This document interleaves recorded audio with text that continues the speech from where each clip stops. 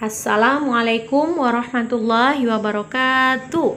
Apa kabar Ananda kelas 4 semuanya? Semoga semuanya dalam keadaan sehat dan masih tetap semangat ya nak belajar di rumahnya. Baiklah anak ibu yang ibu sayangi, hari ini kita akan melanjutkan tema 1, subtema 2, pembelajaran yang keempat sampai pembelajaran yang keenam. Sebelum kita mulai pembelajaran kita, ada baiknya kita zikir pagi dan dilanjutkan doa sebelum belajar. Bismillahirrahmanirrahim. Allahumma bika asbahna wa bika amsayna wa bika nahya wa bika namutu wa ilaikan nusyur. Raditu billahi rabba wa bil islami dina wa bi muhammadin nabiyyan wa rasulah. Rabbi zidni ilman warzuqni fahman wa amalan salihan. Amin ya rabbal alamin. Pembelajaran yang keempat, gagasan pokok dan gagasan pendukung dalam bentuk tabel. Gagasan pokok dan gagasan pendukung dibuat dalam bentuk tabel, tujuannya adalah untuk mempermudah memahami suatu teks. Nah, bisa Ananda semua lihat contohnya. Contoh paragraf bacaannya adalah tentang gelar budaya di sekolah.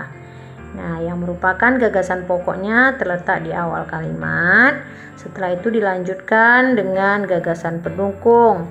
Nah, kemudian paragraf yang kedua ini contohnya. Silakan Anda baca. Gagasan pokoknya terletak di awal, kemudian dilanjutkan dengan gagasan pendukung. Nah, bisa dibuat dalam contoh dalam bentuk tabel seperti ini ya nak ya. Kemudian kita lanjut, berikutnya adalah tentang menjelaskan bentuk-bentuk kerjasama di dalam kelas. Nah, yang pertama contohnya adalah piket kelas. Piket kelas adalah kegiatan membersihkan ruangan kelas. Siswa mendapatkan kesempatan dalam melaksanakan tugas piket kelas. Nah, yang kedua, mengumpulkan sumbangan. Ketika temanmu mengalami musibah, kamu dan teman-teman akan kerjasama mengumpulkan sumbangan. Bisa bentuk makanan, uang, ataupun pakaian bekas. Yang ketiga, mengerjakan tugas kelompok. Kerja kelompok membutuhkan kerjasama antar anggota kelompok. Suatu pekerjaan yang dikerjakan bersama akan menjadi cepat selesai. Contohnya diskusi dan lain sebagainya. Menari dengan lagu pengiring lir-lir. Tari akan lebih indah jika diiringi dengan lagu. Hitungan gerakan dalam tarian dapat disesuaikan dengan lagu pengiring. Lagu pengiring juga dapat membantu menguatkan ekspresi tari tersebut. Ini ada contoh lagu lir-lir ya nak ya. Ada di buku Ananda semuanya. Selanjutnya kita akan ke muatan IPS. Itu pembelajaran yang kelima, perayaan hari-hari besar keagamaan. Keragaman yang dimiliki Indonesia salah satunya adalah keragaman agama. Ada 6 agama yang diakui oleh pemerintah Indonesia, yaitu Islam, Kristen, Katolik, Hindu, Buddha, dan Konghucu. Kita bahas satu persatu ya. Yang pertama adalah Hari Raya Idul Fitri. Idul Fitri merupakan hari besar keagamaan umat Islam. Dirayakan setiap tanggal 1 Syawal penanggalan Hijriah. Kemudian sebelum Idul Fitri umat Islam melaksanakan ibadah puasa selama sebulan. Pada saat Idul Fitri umat Islam mengunjungi sanak saudara untuk berkumpul dan bersilaturahmi serta bermaaf-maafan. Yang kedua, Natal. Natal merupakan hari besar keagamaan umat Kristen dan Katolik. Diperingati setiap tanggal 25 Desember.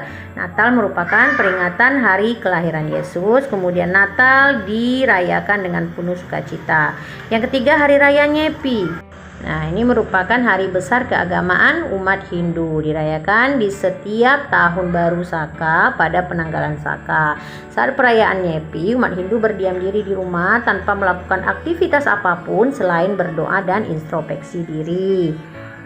Nah, kemudian yang keempat adalah Hari Besar Waisak. Itu merupakan hari besar keagamaan umat muda. Perayaan Waisak di Indonesia biasanya dipusatkan di Kompleks Candi Borobudur yang terletak di Yogyakarta. Kemudian yang keempat, Tahun Baru Imlek.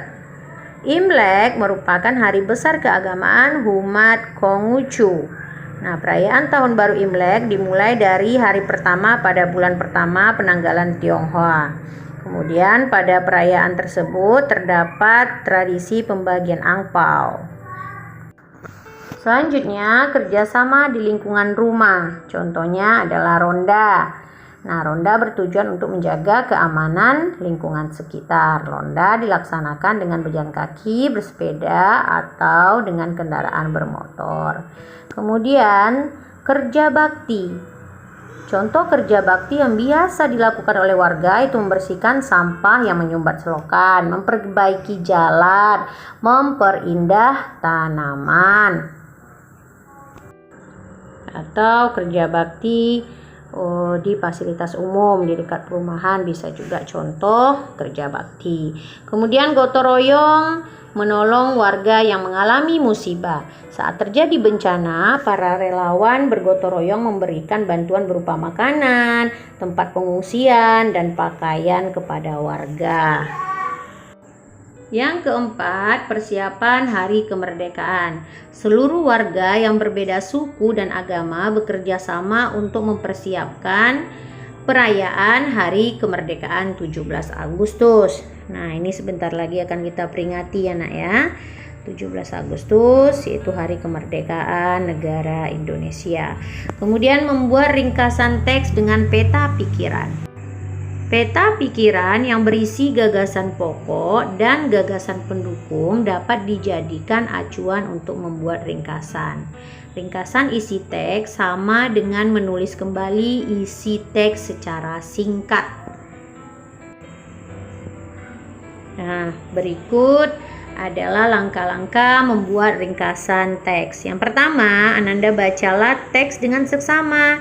Kemudian yang kedua, gunakan kalimat tanya apa, siapa, mengapa, bagaimana, di mana, dan kapan untuk mengetahui kejadian yang diceritakan di dalam teks. Yang ketiga, catatlah hal-hal penting yang kamu temukan saat membaca teks. Yang keempat, buatlah peta pikiran untuk mencatat gagasan pokok dan gagasan pendukung pada setiap paragraf. Yang kelima, buatlah ringkasan berdasarkan peta pikiran menggunakan bahasa kamu sendiri. Yang keenam, urutkan peristiwa harus sesuai dengan isi teks sebenarnya. Yang ketujuh, gunakan kalimat yang ringkas. Hindarilah pengulangan kalimat dan bahasa yang tidak efektif. Nah, baiklah, sampai di sini dulu materi kita pada hari ini ya nak ya. Semoga Ananda bisa memahaminya dengan baik. Jika tidak paham, boleh ditanyakan ke wali kelasnya masing-masing. Oke, saya hamdalah alhamdulillahirrabbilalamin. Assalamualaikum warahmatullahi wabarakatuh. Tetap semangat, semoga Ananda semua sehat dan selalu dalam lindungan Allah Subhanahu wa taala. Semoga kita segera kembali ke sekolah ya nak. Amin ya rabbal alamin.